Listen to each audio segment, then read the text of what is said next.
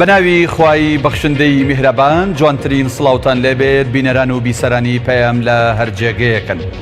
من دانا محەممەد لەم ئەڵلقەی گفتوگۆدا بە میوانداری پارێزەر ئیسماعیل ڕەسوڵ ئەندامی سەرکردایەتی و بەرپرسی مەڵبەندی هەولێری کۆمەڵی ئیسلامی لەگەڵتانە بم بۆ قسە و باسکردن لەسەر ڕیفراندۆمی سەربەخۆیی هەرێمی کوردستان کە ئەمڕۆ 25 ئەیلولی ساڵی 2017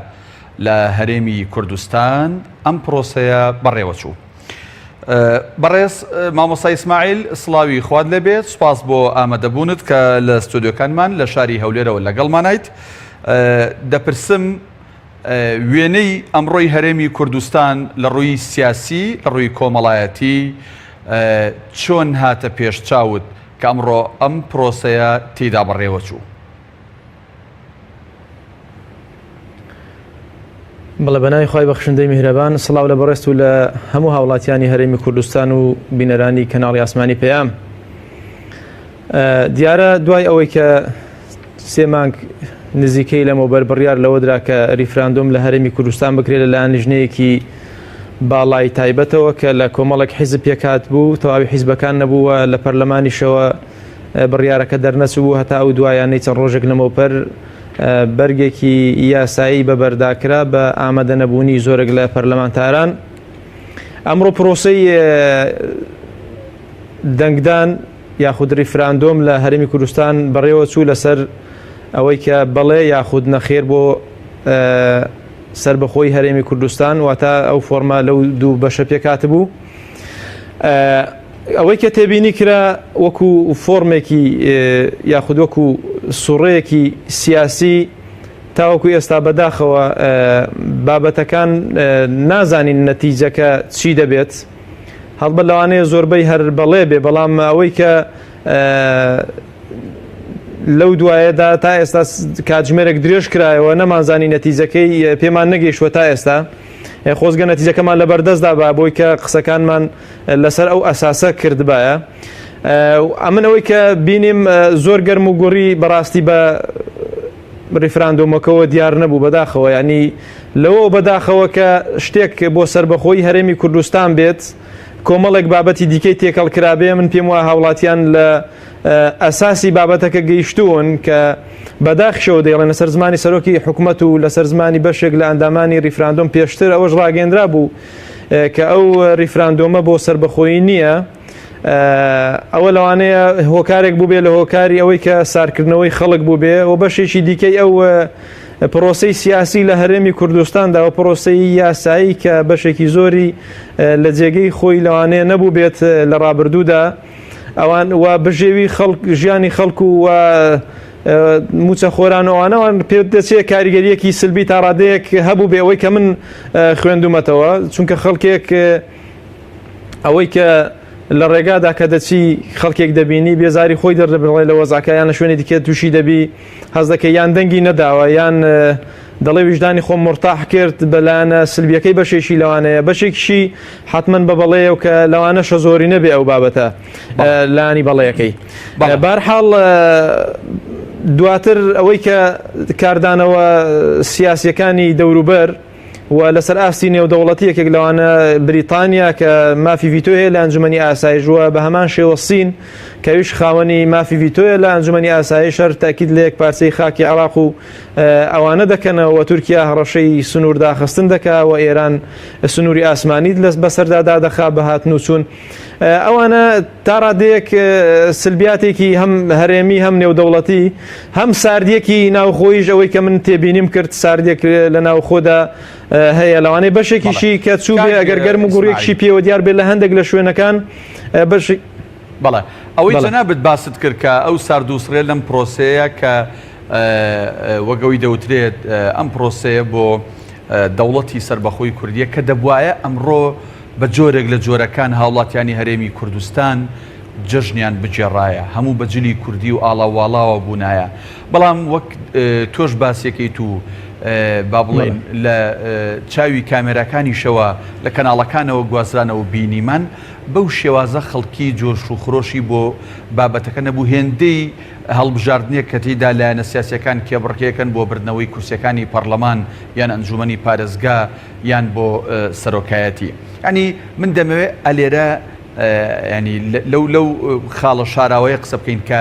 هۆی چییە گەلی کورد کە چەندین ساڵە ئەو بۆ 100 ساڵە چێ بەدەست ڕژەمە یەک لە دوایەکانی بەغداوە جیرۆدەی زوڵم و ستەم و ناعەدالەتی بووەتەوە تا ئێستشی لەسەر بێ. بەڵام ئەمڕۆ بە شێوازێکی گشتی ئەو حەماسەمان نەبین، یعنی ئەبێ هۆکارە شاراوەکە چی بێ؟ ئایا تەنها کورد هێڵبێنین لە موچەی فەرمانبەران و لەوەی خەڵک بێتاقەتە یان نەخێر خاڵی گرنگتر هەیە لە پشتی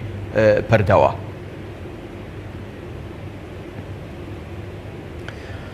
بەڵێ کاک دانا، من پێم وایە بابەتەکە پەیوەندی تەنها بە موچەوە بە تەنها نییە، چونکە بابەتەکان لەوەی دوورترە لەوەی قوڵترە و دەتوانم بڵێم ڕیشەیەکی مێژووی 25 ساڵ 26 ساڵی هەیە لە هەرێمی کوردستاندا. هاوڵاتیانی هەرێمی کوردستان لەوانەیە جارێک دووجار بەگشتی وەکو یەکێک لە سیاسیەکان باز دەکات، دەڵێ لە هەموو کاتێکدا دەتوانە هێندێک خەڵک هەڵخەڵەتێنی، لە هەندێک کاتیجا دەتوانی هەموو خەڵک هەڵبخەڵەتێنی،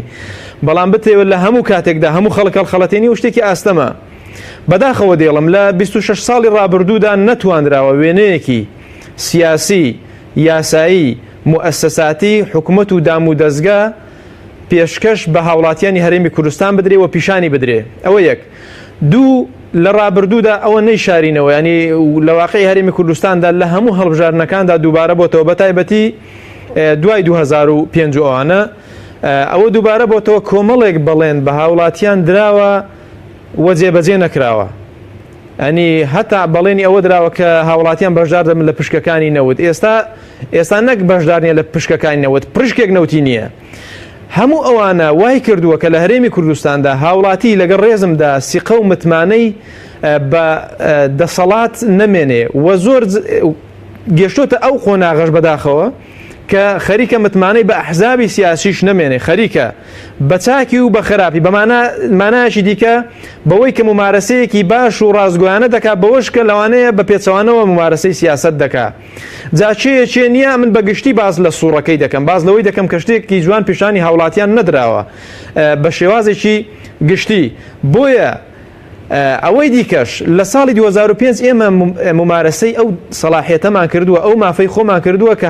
کە دەنگمان داوە لە ساڵی 2005 لەگەڵ دەنگدان بۆ دەستور لە سیوەکی 12 2005 دەنگ دراوە بۆ سربەخۆیی هەرێمی کوردستانی، جواتە بۆ دەوڵەتی کوردی. بەڵام ئەو دەنگە بەداخەوە فرۆشرا. ئێستاش لەوانەیە هاوڵاتیان پێیان وابێ زەمانەتێک نییە، لە کاتێکدا 98 پوینت ئەوەندەی هێنا نزیکی 99 هێنا. ئێستاش زەمانەتی چییە کە ئەو دەنگەی کە دراوە کە پرۆسەکە تەوا بوو، تازە کاریگەری سلبی لەسەر پرۆسەکە نابێ خەڵکی بێتاقەت بێوانە، بەڵام زەمانەت چییە کە جارێکی کە ئەو دەنگە چی لێدێ لە کاتێکدا لەسەر ئاستی ئیقلیمی ڕەت دەکرێتەوە، لەسەر ئاستی ناوخۆی عێراق وەکو دەوڵەتی عێراق کە ئێمە تا ئێستا ئیقلیمێک و هەرێمێکین لەو عێراق ڕەت دەکرێتەوە، لەسەر ئاستی نێودەوڵەتیش ڕەت دەکرێتەوە و داکۆکی لێکپارسی خاکی عێراق دەکات. لە کاتێکدا ئومەی متحیدە نەهاتوتە سەرخەت لەوەی کە سەرپەرشتی پرۆسەکە و پرۆژەکەی تۆ بکە بۆ دەوڵەتی کوردی. هەموو ئەوانە کۆمەڵێک شتت پێ دەڵێ کە خەڵکی وا هەست بکە کە ئەو بابەتە بنەمایەکی یاسایی ناوخۆیی سیاسی نێودەوڵەتی ئیقلیمی هیچ شتێک لەو شتانەی نەبێ. عجایب نییە ئەگەر ساردی و سڕی بە پرۆسەکەەوە دیار بێ سەرڕای کێشە و قەیرانەکانی ناوخۆ،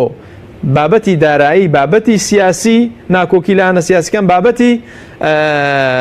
کۆمەڵایەتی و بابەتی ئابووری و وەزع ئابووریەکەی کە هاوڵاتیانی هەرێمی کوردستان تووشی بوون بە موچەخۆر و بە غەیرە موچەخۆریش، چونکە کاریگەری لەسەر بازار و لەسەر هەموو سێکتەرەکانی ژیانی خەڵکی هەبووە. بۆیە ئەمن پێم عجایب نییە کە ئەو بابەتە بەو شێوازەیە، بەڵکو عجایب ئەوەیە کە خەڵک زۆر گەرم و گوڕ بە لەو قۆناغەیدا و لە کاتێکدا ئەو سیقە و متمانە سیاسی وەکو باسم کرد کە نەماوە، ینی دەنا بە فعلی دەبوو ئەگەر پێچەوانەکەی بە واقعی سیاسی هەرێمی کوردستان لە 25 ساڵ 26 ساڵی ڕابردوودا نمونەیەکی جوانی ڕێک پێشکەشکرابایە، خەڵکی لەسەر دەنگێک کە بیدات ئەگەر خۆشی بە کوشدا بە لەوانەیە ئاسایی بە بۆی کە ممارەسەی حەق خۆی بک لە پێناو مافی خۆیدا ڕوحیشی ببەخشی بە ئاسایی بوو بەڵام خەڵکێک لەوانەیە لە ماڵەوە پاڵی دابێتەوە ئەسڵەن نەچوبێ بۆ دەنگدان زۆر باشە دەنگدانەکەش چەند لایەنێکی هەیە لەوانەیە بەشێکی بە ئیجابی لە دەنگیدا بە بەڵێ بەشێکی لەوانەیە بە پێچەوانەکەی بە نەخێر دەنگدا بەشێکیشی لەوانەیە زەربێکی لێدابێت لە هەمووی ینی کۆی پرۆسەکە کە ئەوانش کۆمەڵێک مؤشرات و ئاماژەی مەترسیدارن لەسەر پرۆسەی سیاسی لە داهاتوودا لە کاتێکدا تۆ لە دەرەوە و لە ئاستی اقلیمی وەزعەت ئاوا بێ لە ناو خۆشت داسی قەومتمانە نەمێنێ کارەساتێکی زۆر گەورەیە بەسەر خۆمان داهاتووە. بەڵێ کاک ئیسماعیل هەروەکو جەنابیشت باست کرد نەبوونی چاودێری نەتەوە یەکگرتوەکان لەم پرۆسە گرنگەدا کە ینی ئەوەی دەوترێت هەرێمێک لە هەرێمایەتیەوە کە بەشێکین لە وڵاتێک ببابرەوە ئەوەی کە ببینە دەوڵەتی کوردستان ئەوەی کە UN سەرپەرشتی نەکرد یان چاودێری پرۆسەکەی نەکرد یان ئەوەی کە زۆر لێمانەوە نزیکە و ئێمە مهتەمین پێوەی حکوومەتی ناوەندیە کە ئەویش نەک ئەسڵەن چاودێری نەکرد ئەسڵەن ئەمڕۆ باز لەواکرا کە داوای دەستگیرکردنی ئەو فەرمانبەرانە کات کە ئەم پرۆسیان بەڕێوە بردووە. دەمێت ئەوە بپرسم لە ڕووی یاساییەوە جەنابیشت کەسێکی یاساییت پرۆسەیە کە نە UN نە حکوومەتی ناوەندی نە وڵاتە زلهێزەکان نە وڵاتانی ئەوروپی هیچی ئامادە نەبووە لەسەرەوەی کە لە نزیکەوە چاودێری پرۆسەکە بکە ئەم پرۆسەیە بەرەو کوێ؟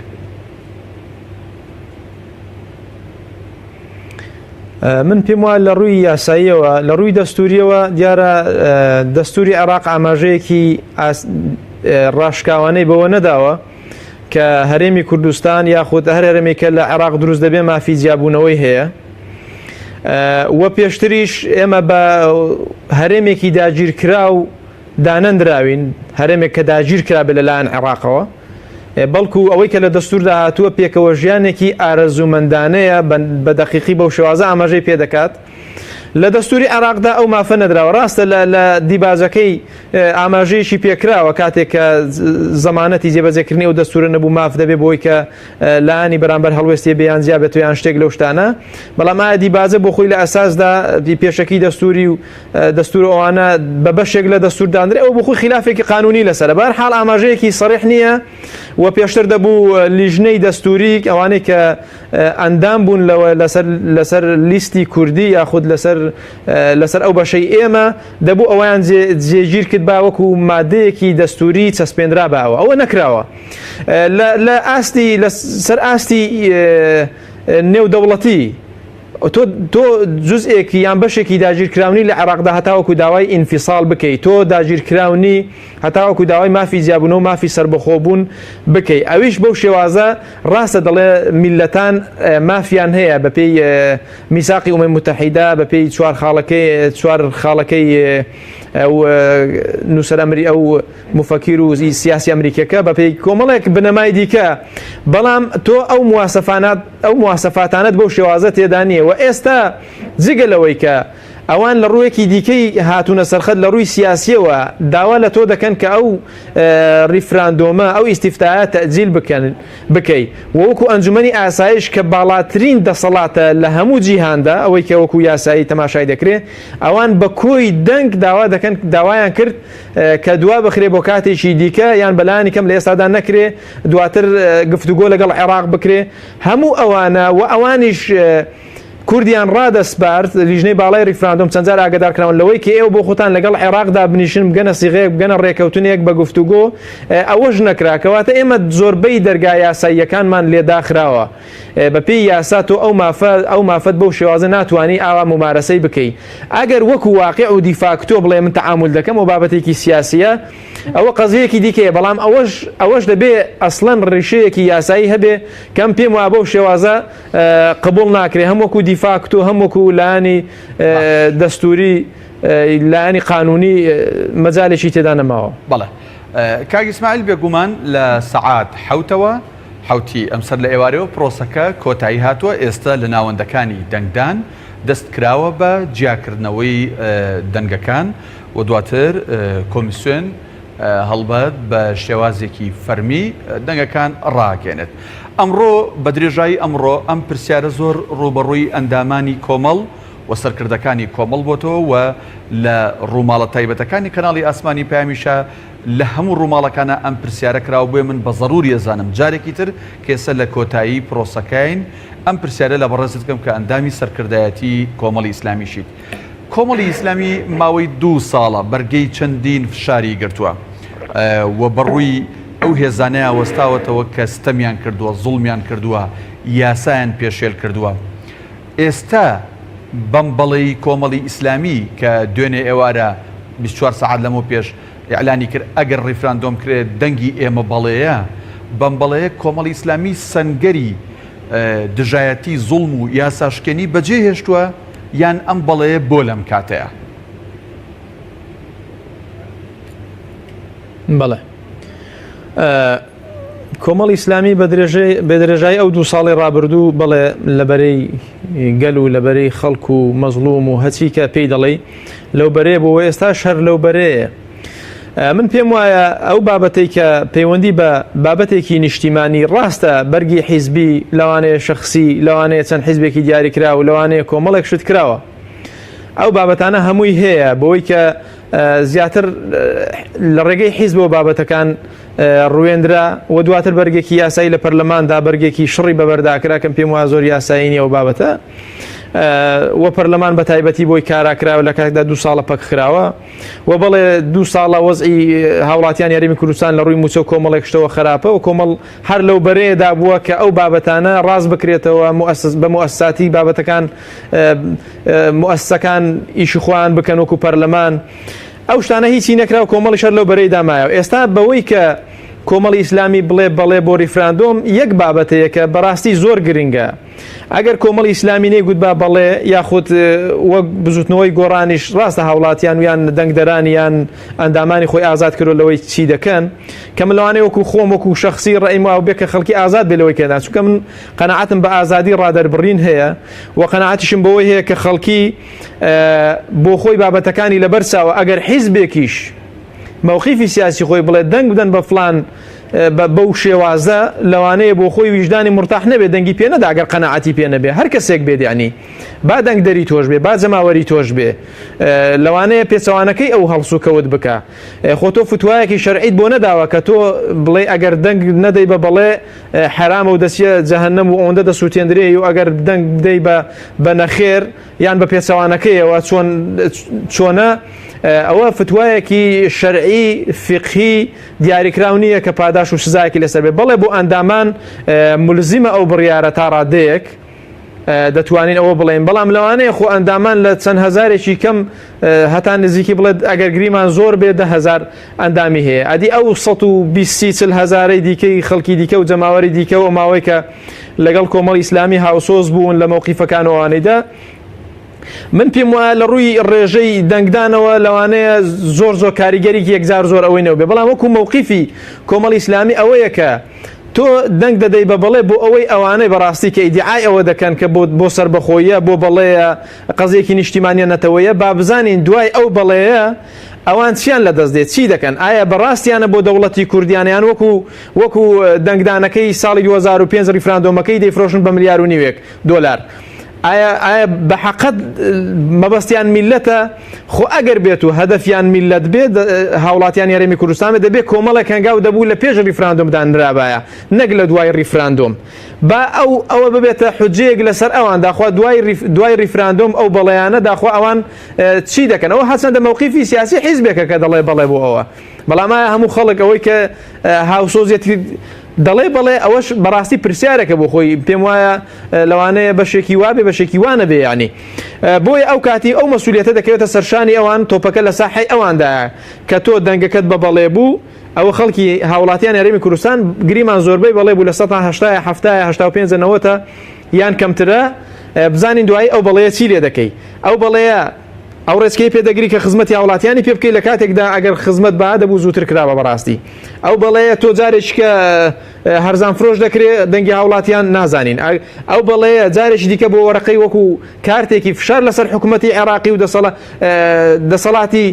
ناوەندی بەکاری دێنی حکوومەتی ناوەندی یان شتێکی دیکە ئەگەر بێت و جگە لەسەر بەخۆی هەر شتێکی دیکە بێ پێم وایە خیانەتە لەو میلەتە دەکرێت خیانەتە لەو هاوڵاتیانی هەرێمی کوردستان دەکرێت نەک ئەوەی تۆ خراپ بێ کە دەڵێ بەڵێ بەڵکو ئەوەیە کە مزایەدە دواتر معاملە دواتر تیزارەت بەو بەڵەیە بکرێت زۆر باشار چەنە با بڵین خەباتی سەرکردەکانی کۆمەڵی ئیسلامی لە ڕابردوودا هەر بۆ ئەمە بەستە بووە کە کوردستانێکی ئازاد و سربەخۆ و دەوڵەتێکی کوردستانی بێتە ئاراوە بەڕەغمی ئەو تێبینیانی کە بەڕێزت لە ڕووی یاسایی و لە ڕووی کۆمەڵک بابەت و ڕاهەندی دیکەوە باست کرد کەواتە من کاگی ئیسماعیل دەمێ بپرسم چیت بۆ ئەو کەسانە هەیە کە هەندێک کەس لێرە و لەوێ بتێونێتەوە لە تۆڕە کۆمەڵایەتەکان یان ڕوبەڕوو کە دەیان بینیت جۆرێک لە پێناخۆشبوونیان هەیە یان جۆرێک لەوەی کە وەک بڵێ بێئینسافن مووقیفی 2 ساڵی کۆمەڵی ئیسلامی کە وەک ئاماژەم پێکرد بە قیادە و بە قەواعید و ئەندامانیەوە و بە دەستگاکانی ئیعلامی و بە هەموو دام و دەستگاکانی و لەژێر فشارێکی توندی هەم سیاسی هەم ئابووریا بووە بەرگەی گرتووە بەڵام بە بەڵەیەک بۆ بابەتێکی ئاوا گرنگ هەموو هەڵوێستەکانی ڕابردووی کۆمەڵی ئیسلامی زەربی سفرکە چی دێ بۆ ئەو کەسانە ئایا ئەمە دروستە ئەمە بێئینسافی نییە بەرامبەر هێزێک بکرێ وڵا ئەوەی کە ئاماژەت پێکرد جوانە لە بەیاننامەکەشدا لە بەلاغەکەدا وا هاتووە کە لە بیدایەتەوە لە ساڵی هەشتاکانەوە کۆمەڵی ئیسلامی هەر یەکێک لە مەبادیە سیاسیەکانیەوە بۆ دەوڵەتی کوردی دەوڵەتی سربەخۆی هەبێت لە ساڵی 2014 پرۆژەی هەیە بۆ داکۆکی لێ کردووە لە پەیڕەوی ناوخۆکانی بە درێژایی لە 2001ەوە پێشتریش لە سەردەمی بزوتنەوەی ئیسلامی لە نەوەتەکانەوە پێش نەوەتەکانیش لە پەیڕەوەکاندا ئەو بابەتانە هەمووی هاتووە نەک کەسێکی دیکان حیزبی کەران لایەنێکی سیاسی دیکە مزایدە بەسەر کۆمەڵی ئیسلامیەوە بکە ئەوەی دیکەش کە خەڵکی قسە دەکات لەسەرەوەی کە کۆمەڵ مووقیفی گۆڕیوە و کۆمەڵێک مستەڵاح و ئەوانە بەکاردێنن من پێم وایە خەڵک ویژدانی خۆی بکاتە حەکەم لەو بابەتانەدا کە کۆمەڵی ئیسلامی لە ڕابردوودا هەڵوەی چۆن بۆ لەسەر قەزیە و بابەتەکان کە پەیوەندی بە ژیانی خەڵکەوە بووە ئەوەش کۆمەڵی ئیسلامیەکە قەنەعەتی بەوە نەبایە کە پەیوەندی بە هاوڵاتیان یارەمی کوردستان بۆی لە داهاتوودا لە ڕووی نەتەوایەتی و نیشتیمانی ئەوانەوە هەم هاوڵاتیان و هەم حیزبی سیاسی لەسەری قەرزدار نەبێتەوە ئەم پێم وایە ئەوەی نەدەکرد بەڵکو بە بەرژەوەندی گشتی بەرژەوەندی باڵای زانیوە ئەگەرنا زەربەیەک بەچێ کەوتووە ڕاستە لەوانەیە حیزبێکی سیاسی زیاتر لە کۆی پرۆسە سیاسیەکان 2 ساڵی ڕابردوو هەتاوەکو ئەو ڕۆژ مستەفید بوو بێ لە بابەتەکان لە پرۆژەکان لەوەی کە ڕایگەیاندووە لەوانەیە قەیرانی پێ پەردە پۆش کرد بێ لەوانەیە کۆمەڵێک هەڵوێستی نواندە بێ بۆی کە قەیران بە قەیران پەردە پۆش بکایان بابەتی سیاسی بابەتی نەتەوەی هێنابێتە پێشەوە بەڵام هەموو ئەوانە ناکرێتەوە لەگەڵ بەرەیەک بی یان دەنگت بەوە بێ کە نەخێرە بەوەی کە تۆ دواتر ئەوان قەرزار کە بێتە حوزەیەک لە سەریان بەوەی کە بەڵێ خەڵکی دەنگی دا بە بەڵێش بەڵام نەتیجەکەی چی بوو هاوڵاتیان ئەو کاتی بۆیان دەردەکەوێت کە ئەو بەڵێی کۆمەڵی ئیسلامی قیمەتی چەندە زۆر ئەوەی دیکە بابەتی خەڵکانێک کە قسە دەکەن پێم وایە خەڵکی ئازاد بێ بە تۆڕی کۆمەڵایەتیش ئێمە زۆر خۆمان نەشڵەژێن ڕاستە تۆڕی کۆمەڵاتی خەڵکی قسە دەکات لەوانەیە لە حیزبێکی دیاریکرا و زیاتر ئەو قسانە بکرێ کە زیاتر باس لە برایەتی و کۆمەڵێک مەبادی موسڵمانانە و ئیسلامیانەوە دەکرێت بەڵام پێم وایە زۆر خۆ بەو شتانەوە نەشڵەژێنن کە هەر خەریکی تۆڕی کۆمەڵاتین ئەو کاتی بە تۆڕەوە دەبین بەڕاستی ینی بەو تەڵە و تۆڕەوە دەبین کە ئەوان دایدەنێن بۆیە تو پەیامی خۆت بە ڕاشکاوی ڕابگەێنی و قەناعەتی خۆت بە ئاعتیادی بە ئاسایی دەرببڕی و هاوڵاتیانیش ئەگەر لەبەر یەک نوقتە تۆ 100 خاڵ بۆ نمونە 99 خاڵت گرتووە 99 خاڵی سپیت هەیە جارێک ئەگەر گریمان ئەگەر وا بۆگەر پێم وە لەوانەیە واژ نەبێ خاڵێکی ڕەشتە بێ ناکرێت تۆ 99 بە قوربانی خاڵێک بکەی بە تایبەتی کۆمەڵی ئیسلامی کۆمەڵێک مەواقیفیە بۆ لە ڕابردوودا کە زۆر بەڕاستی سربەرزانە هێناوێتی و لە بەرژەوەندی خەڵکدا بوو و ئێستاش لە بەرژەوەندی خەڵک دەمێنێتەوە ینی ئەوە نییە کە بڵێ ئەو خاڵە بەڵەیەک ببێتەوەی کە دژاتی خەڵک ڕابگەندرێت چونکە ئەو دەسەڵاتی کە هەیە ئەو دەسەڵاتە سیاسی لە هەرێمی کوردستاندا هەیە بە بەڵێ و نەخێرێکی تۆ تێک ناچێ بەڵام ئەو نەخێرە لەوانەیە ئەو بەڵەیە کە تۆ ئێستا ئەو ڕۆنەیەکەی ببێ بە نەخێر بە پێچەوانەوە یان کراوە ئەوە پێم وایە نوقتەیەکی سلبیە لە پرۆسەی سیاسی هەم هەرێمی کوردستاندا هەم لە پرۆسەی سیاسی حیزبێکدا کە دەیان ساڵە خەبات دەکات ناکرێتەوە ئەوە بە ینی دووربینیەکت بۆی نەبێ یان استراتیژی بینیەکت بۆی نەبێن پێم وایە ئەو کاتی هەم ویژدان تێدا بە ئینساف دەرناسی ئەو خەڵکی کە لەوانەیە ویژدانی خۆی نەتوانێت مرتاحکە بەلایەکەوە دەیخات هەم لە ڕووی سیاسەتی نێوخۆییەوە هەم لە ڕووی حیزبێکی سیاسیەوە کە کاری سیاسی دەکا بەڵێ زۆر باشە تا چەند ئەم بەڵی کۆمەڵی ئیسلامی بێگومان ئەمە بڕیاری کۆی سەرکردایەتی کۆمەڵی ئیسلامی بوو و دوای ئەوەی کە دراسەیەکی ورد کراوە تەبەنی کراوە و ڕاگەێنراوە تا چەند وەڵام دەرەوەی ئەو تۆمەت و قسە بێمانایەنن کە لەلایەن هەندێک لایانی سیاسی هەندێک کادری لایەنە سیاسەکان و پەیج و ڕاگەاندنە سێبەرەکان و بەرامبەر کۆمەڵی ئیسلامی دەکرا کە کۆمەڵی ئیسلامی پاشکۆی فڵانە لایەنە کۆمەڵی ئیسلامی سەر بە فڵانە وڵاتە و لەو قسەی ئەو وڵاتە و لە پاشکۆیەتی ئەو لایەنە ناتوانێت دەرچێت بەڵام ئێمە دەبینین کە ڕاگەاندنەکەی کۆمەڵی ئیسلامی لە چکات و بەروارێکا دەرچوو و ئەو وڵاتانی کە کۆمەڵیشی پێێتەوە مەتبارەکرێ ئێمە گوایە لە ژێر هەیمەنەی ئەوانە بین و سەر بە وڵاتانە بین ئەوانیش بە عەلەنی ئاشکا چۆنەڵی دژاتی خۆیان دەربڕی بەڵام کۆمەڵی ئیسلامی بەمبەڵەیەی بە بڕوای جەنابێت وەڵام دەرەوە نەبوو بۆ هەموو ئەو تۆمەتە بێ بنەمایانەکە ئاڕاستەیەکران بەڵێ بێگومان ئەوەی کە لێک دەدرێتەوە کە لایەنێکی سلبی هەبێت لە ناو هەرێمی کوردستاندا لە ڕووی سیاسیەوە بەوەی کە پاشکۆی حیزبێکی دیکە نییە و بۆ دەوڵەتانی دیکەش کە ئەو قسانە جارجار دەکرێت ینی لە ڕێگەی کۆمەڵ خەڵکێکەوە کە بۆ خۆیان لەوانەیە بەسەر خۆیاندا تەطبیق بێ ئەو تۆمەتێک کە هەڵی دەبەستنیان ئەو قسانەی کە دەیکەن کۆمەڵ ئیسلامی من لە ڕابردووشدا گوتومە نە پاشکۆیە بۆ حیزبێکی دیاریکراوە نە پشکۆیە بۆ حیزبێکی دیاریکراوە ئەو بابەتان پێم وایە لەوانەیە جگەلەوەی کە وەڵامی دراوەتەوە کۆمەڵ لە ڕابردووشدا بە عەمەلی و بە مەیدانی وەڵامی داوەتەوە ینی تۆ کە مووقیفێکی سیاسی تەیە لەگەڵ حیزبێکی دیکە تێک دەکاتەوە پێم وایە شتێکی ئاساییە ینی بۆ نابی بە پاشکۆیان ببیە پێشکۆ و تۆ کە دژایەتی حیزبێک دەکەی دژایەتی فیعلەکان و سیاسەتەکانی دەکەی کە ئەو سیاسەتانەی چەوتە کە تۆ پێ دوایە بۆ نمونە حیزبێک لە دەسەڵاتدا کۆمەڵێک هەڵوێستی هەبوو بەرامبەر هاوڵاتیان بەرامبەر موچەخۆران وەزعی سیاسی تێکدا وەزعی یاسایی تێکدایان دوو حیزب تێکیان داوان سێ حیزب تێکیان داوە یان کۆمەڵێک پرۆژە تەقدیم دەکەن کە هەرێمی کوردستان لە حاڵەتێکدایە وەکو هیچ استفادەیەکی لێ ناکە لا یوسمین ولا یغنی من جوع ئەو بەرامبەر هەڵوێستە سیاسیەکانیان بەرامبەر هەڵوێستەکانیان بەرامبەر هاوڵاتیان وەستاوەتەوە نەگڕقی لە حیزبێکی سیاسی بیان دژایەتی حیزبێکی سیاسی بکە لەبەرەوەی فلان حیزبیان فلان ناوەی هەیە یان فلان عنوانی هەیە یان قەبارەی گەورەیان گچکەیە یان ڕەنگی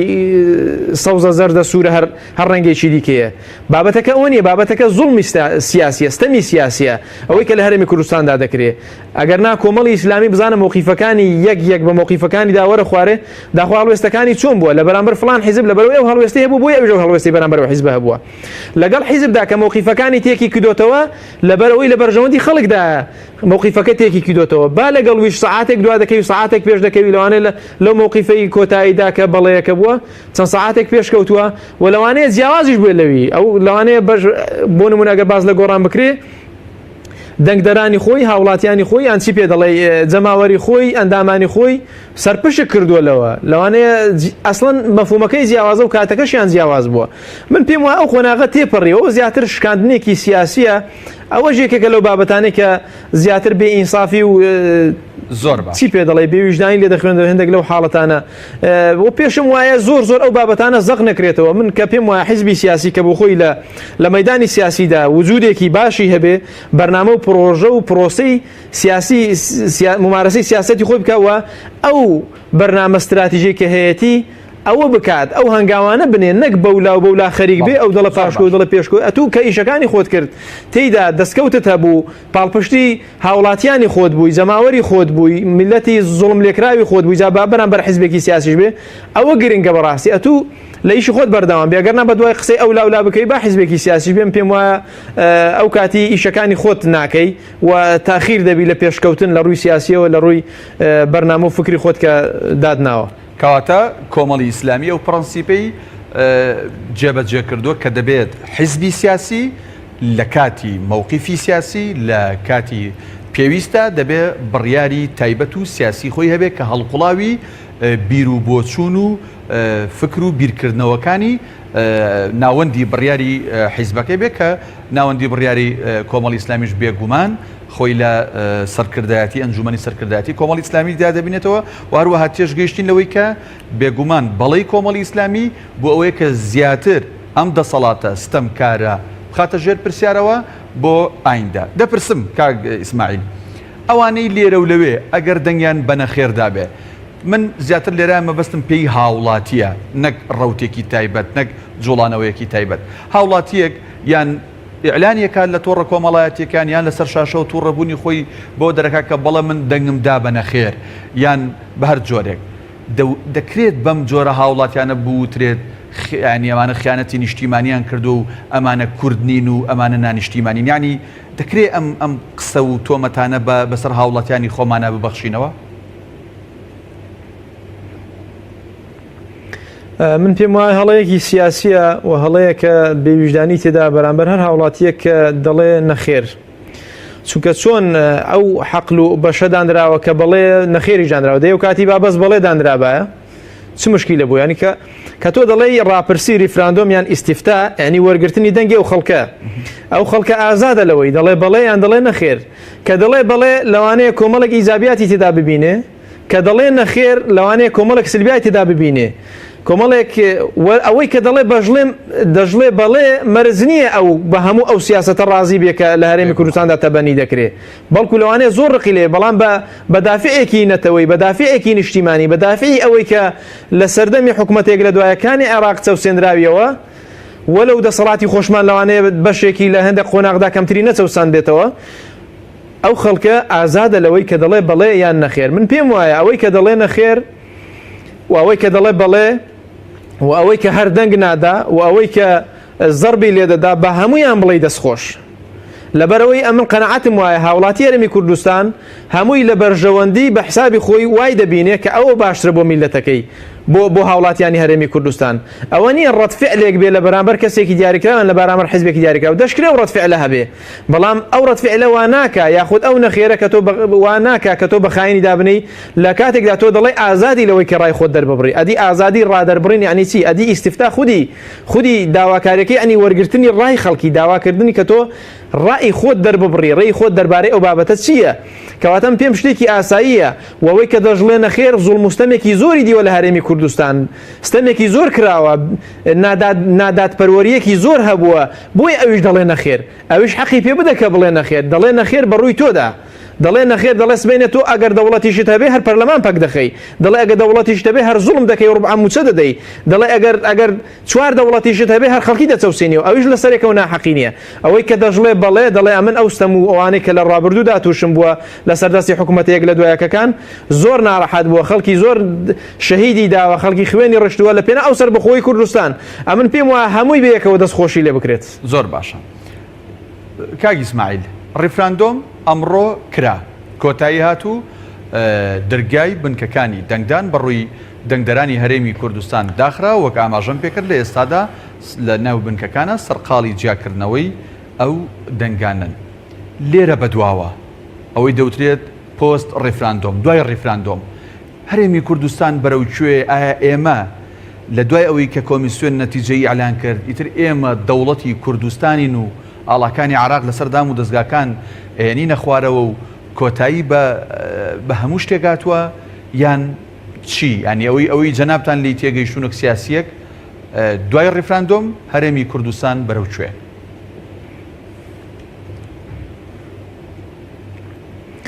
بەڕێی من دوای ڕیفراندۆم و دوای ئەوەی کە نەتیجە دەرەنجامەکەی دەردەچێ ئەوە نییە تۆ دەوڵەتی سربەخۆ ڕابگەێنی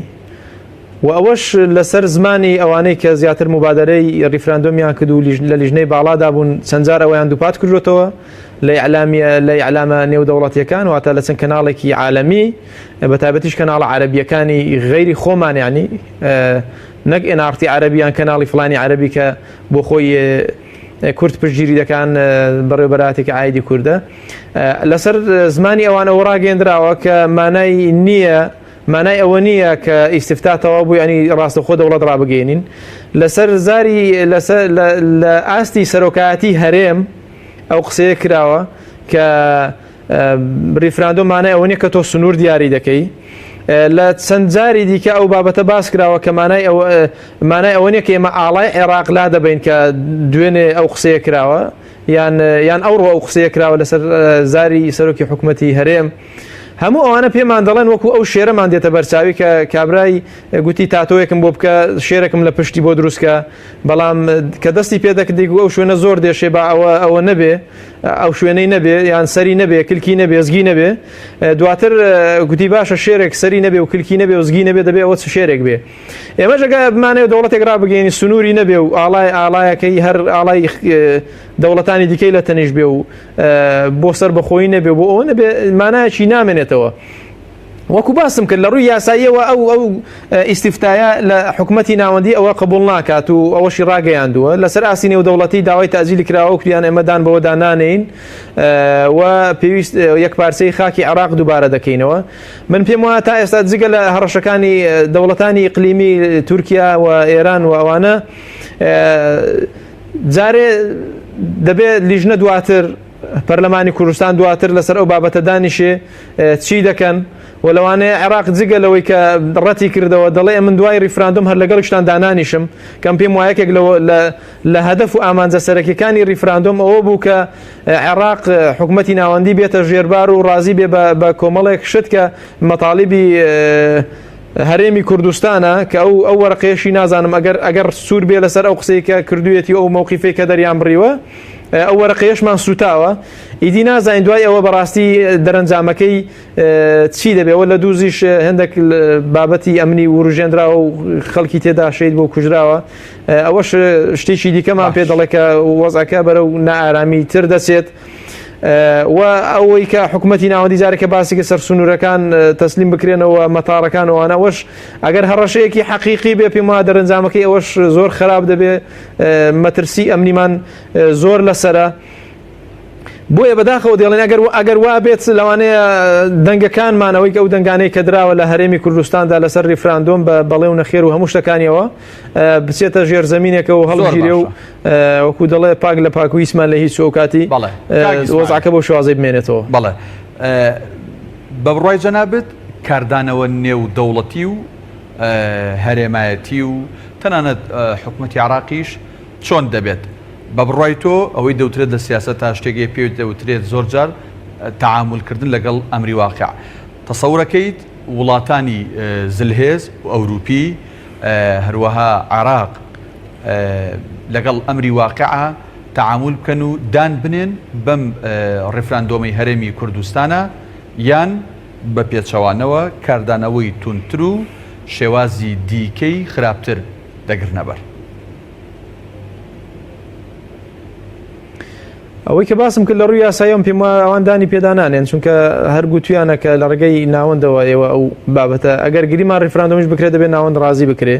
بەڵام ئەوە زیاتر تەکلیفەکە و داواکارەکەشان بۆ گفتوگۆ بوو گفتوگۆی جدی بکرێ و بەسەرپەرشتی وڵاتانی زلهێز یاخود نەتەوە یەکگرتووەکان یان یەکێک لەوانە کە سەرپەرشتی ئەو گفتوگویانە بکەم بۆی بێتە زەمانەتێک لەوەی کە حکوومەتی ناوەندی ئەو بڕیارانەی کە دەدرێت لەو بینەدا و ئیتفاق دەکرێت جێبەجێ بکرێ من پێم وایە ئەوەی کە ڕوون بوو ئەوڕۆ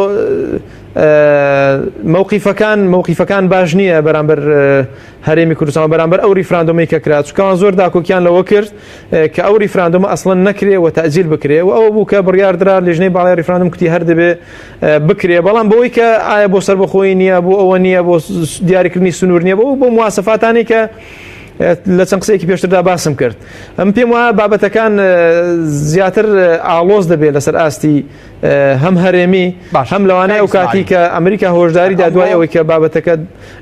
ئاڵۆز دەبێت ئێمە لەوانەیە نەتوانین چارەسەری بکەین ئەوەش بۆ خۆی هەڕەشەیەکە لە ناوخۆیدا و ئەگەر هەیە ئەگەر ژێر بەژێری ئیتیفاقیەکە بێ وعدێک بە کورد درابێ بە لیژنەی باڵای ریفراندۆم یان بە کەسی یەکەم یان بە کۆی لیژنەکە ئەگەر وعدێک درابێت لە ژێرەوە کێرە ئێوە ئەو شتە بکەن و هیچیش ناقەومێ ئەوە بابەتێکە وە سەرکەوتوش دەبێت دواتر وەکو ئەمری واقع دانتان پێدا دەنین من ئاگام لەو نهێنیە نییە بەڵام ئەگەر هەبێ شتێکی باشە بەڵام پێویستە ڕابگەندرێ بەڕاستی هاوڵاتیانی هەرێمی کوردستان تەمین بکرێن و ئەو قەلەقیان نەمێنێ کە سبێنێت سڕوو دەدا دووسپەی سڕوو دەدا دوای نەتیجەکەت سڕوو دەدا ئایا ئێران هەر بۆ شوازە بەردەوام دەبێت دەواازەی بەڕیشدا دەخا کە وەکو چۆن زەوی داخستووە تورکیا موقیفێکی دەبێت بەڵێ کاک ئیسماعیل ئەمڕۆ با بڵێن سەرۆکی حکومەت هەرێم نوێژمان بەرزانی کۆنگرێکی ڕۆژنامەوانی بەست کۆمەڵە قسەی نوێی کرد کۆمەڵە قسەی با بڵێن تایبەتی لەبارەی ئەم پرس و پرۆسەیەوە کرد یعنی ئەوەی کە زۆر با بڵێن سەرنجی بەشێک لە سیاسەکان و میدیاکاران و ڕۆژنامەنووسان ڕاکێشا ئەو باسی لەوە کرد کە ئەم ڕێفراندۆمە بۆ دیاریکردنی سنوور و بۆ سربەخۆیی و بۆ ئەم بابەتانە نییە هەتا دەستی بردبووی کەوتی ئەم ئاڵای عراق ئیتر لە سبینەوە و نێ لا ببرێ و ئەم ئاڵای عراق سبێنێ و دووسبێ و ماوەیەکی تریش و کاتی دیکەش هەر ئەمێنێتەوە لەم قسانەی سەرۆکی حکومەت تۆ چیت لێ خوێنەوە؟ خۆی لەو قسانەوە دەخوێندرێتەوە وەکو باسم کرد ئەگەر نهێنیەکە ئیتفاقێکی ژێربەژێر نەبێ ئەو قسانەیە بریتە لەو شتانەی کە لەسەر ئاستی نێودەوڵەتی دانی پێداناندرێ و لەسەر ئاستی ئیقلیمی بە ئەماشەوە ڕەفز کراوە لەسەر ئاستی ناوخۆشکە عێراق ڕەفز کراوە بەو مانادێک کە ئەوەی کردومانە تەنها بۆ وەرەقەیەک و کارتێکی فشارە بۆ سەر حکومەتی ناوەندی کە گفتوگۆمان لەگەڵ بکەوەشی ڕاگەیان بوو کە حکومەت ئەسڵەن هەر قسەشمان لێ وەرناگرێت گفتوگۆیەکی جدیشمان لەگەڵ ناکە کەواتە ئەگەر گفتوگۆی جدی بکە پێشتریش گفتوگۆی جدی کردبایە دیارە ئەو ڕیفراندۆمە ئەسڵەن نەدەکرا پێدەچێت بۆ کارتێکی فشار بێ بەڵام هیوادارم ئەو کارتە فشارە ئەوە نەبێ کە وەکو ساڵی 2005 لە بەرامبەر بڕێک پارەی دیاریکراودا بێ و لە بینی دوو حیزبدا دابەش بکرێ بەڵکو بۆ چاکردنی ژیان و بژێوی هاوڵاتیان بێ و بۆ ئەوە بێ ئەو عەقد و گرێبەستانەی نەوت هەمووی شەفاف بێ لە بینی عێراق و لە بینی هەرێمی کوردستاندا و هاوڵاتیان مافی خۆیان لە هەموو ئەو بابەتانە پێ بگرێ چی دیکە خەڵکی نەسەوچێنرێتەوە چی دیکە یاسا پێشێل نەکرێ سەروەری یاسا پێشێل نەکرێت موسسات بەڕاستی دوای ئەو ریفراندۆم ئەگەر ئەو گۆڕانکاریان نەکرێت کەواتە ریفراندۆم هیچ قیمەتێکی نە سیاسی نە یاسایی نە ناوخۆی نە کۆمەڵایەتی نە ئابووری هیچ شتێکی نەبووە بەڵێ چەند مانگێکە لە دوای ئەوەی کە پارتی و چەند حیزبێک کۆبوونەوە و بڕیاری ئەم ڕیفراندۆمیاندا لەو کاتەوە بەرپرسانی پارتی و ئەو لایەنانەی دیکە کە بەشدار بوون لەو بڕیارە داوا لە خەڵکی دەکەن داوا لە دەنگدەران و لایەنگرانیان دەکەن کە ڕۆژی 25 ئەیلول بچنە سەر سندوقەکانی دەنگدان و بە بەڵێ دەنگدەن و بینیمان سەرۆکی پارتی دموکراتی کوردستانیش شار و شارۆچکەکانی هەرێمی کوردستان دەگەڕا و لە کۆبوونەوەی بەرفراوانە داوای پشتگیری بۆ بەڵێ دەکرد داوای لەوە دەکرد خەڵکی بچنە سەر سندوقەکانی دەنگدان بۆ بەڵێ واتە دەپرسم دوێنێ بەرپرسان داوایان کرد لە هاوڵاتیان بچنە سەر سندوقەکانی دەنگدان بۆ بەڵێ ئەوە ئەمڕۆ خەڵک چووە سەر سندوقەکانی دەنگدان و ئاماژەکان وا دەرەخەن کە زۆرینە بەڵێ بەدەستی هێنێت ئەی سبەینێ هاوڵاتیان دەبێت چ داوایەکیان لە سەرکردایەتی سیاسی حیزبە سیاسەکان و سەرکردایەتی سیاسی کورد هەبێت من پێم وایە ئەلغوڕم بالغونم ئەو مەبدایی بەسەردا جێبەجێ دەبێت کە تۆ داوا لە هاوڵاتیان دەکەی وەکو ئەحزابی سیاسی لەسەر ئاستی بەرز و باڵا دەنگ بدەن دوای ئەوەی کە دەنگیدا حتمەن ئەویش مافێکی بۆ دروست دەبێت لەبەرەوەی ئەرکێکی جێبەجێ کردووە مافەکە ئەوەیە کە بەڕاستی وەکو باسم کرد پێم وایە لەوانەیە قسەکان بەشێکی دووبارە بێ بەڵام ئەوەیە کە جگەلەوەی کە دەبێت بۆ سەربەخۆیی بێ ئەو ریفراندۆمە نەک بۆ سەربەقوڕی میلەت چونکە ئەگەر بۆ سەربەخۆیی نەبێ کۆمەڵە کاردانەوەی لەوانەیە سلبی لێ بکەوێتەوە و پێوی ئەگەر تەنها بۆ کارتی فشاریش بێ لەسەر حکومەتی ناوەندی پێم وایە ئەزیەتدانی ئەو خەڵکەی نەدەویست بۆ شێوازە ناکرێتەوە هەموو خەڵکی مەشغوڵ کەی بەوەی کە دوایی وەکو کارتێکی فشار بەکاری بێنی و دوایش زۆر باشە وەکو 2005 مستەفیدی یەکەم و دووەم حیزبم هەیە ئەگەر زۆر بە کورتی وەڵام بێتەوە لە بەیاننامەکەی کۆمەڵە دەوترێت لە هەر دەرئەنجامێکی سلبی ئەم پرۆسەیە جگەلەوەی کە کۆمەڵ دەنگی بەڵەیە بەڵام ئێمە تەحملی مەسئولیەتی ناکەین دەبێت ئەو لایەنانی کە بڕیاری ئەم پرۆسەیان داوە ئەوان بەرپرسیارەتەکە بگرن ئەستۆ زۆر بە کورتی مەبەست لەمە چییە کاتمی جنەماوە بێگومان هەر لە سەرەتاوە کۆمەڵی ئیسلامی لەو بارودۆخە چەق بەستوە سیاسییدا لەو بارودۆخە نایاسا سەروەریەیدا لەو بارودۆخە ئابوووریە خراپەیدا کە وڵاتیان تێدا دەگوزێرن و گوزەریان پێدا کردوتاوەکو ێساش بەردەوامە کۆمەڵی ئیسلامی پێی وابوو ئامادەکاری هەم لە ئاستی نێوخۆدا وەکو ئەو قۆناغانەی باسم کرد هەم لە ئاستی لەسەر ئاستی دەوڵەتی عێراق لەسەر ئاستی ئیقلیمی لەسەر ئاستی نێودەوڵەتی هیچ ئامادەکاریەک بۆ ئەوە نەکراوە و دواترش ئەوە سەلمێنرا کە وڵاتان هاتنە سەرخەت بەوەی کە داکۆکی لێک پارچەی خاکی عێراق دەکەن و ئیستیفتا ریفراندۆم دوا بخرێ و ئەوەندانی پێدانانێن کۆمەڵی ئیسلامی لە دەرەنجامی ئەوە دەترسێ دوای ئەوە کە وەزعێکی ئەمنی وەزعێکی ئابووری دیکە بێتە سەر ئەو نەهامەتیانەی کە میلەت تێدا بۆی ئەو بەرپرسیار نییە و ئامادە نەبووە لەو وەفدەدا یاخود لەو لیژنە باڵایەدا و هەتاوەکو ئەو بەڵێش تەنها بۆ ئەو بابەتە بوو کە باسم کرد. بەڵێ بەڕێز پارێزەر ئیسماعیل ڕەسوڵ بەرپرسی مەڵبەندی هەولێری کۆمەڵی ئیسلامی سپاس بۆی کە کاتی خۆت بەخشی بەێمە و لە سودەکانمان لە شاری هەولێرەوە وەڵامی پرسیارەکانی ئێمەدایەوە. بینەرانی ئازیز و خۆشەویست بە هیوای کوردستانێکی ئاوەدان و ئارام و سربەخۆ بۆ هەموو لایەک سپاس بۆی کە تا ئێستا بینەری بەرنامەکەمان بوون. خواتان لەگەڵ.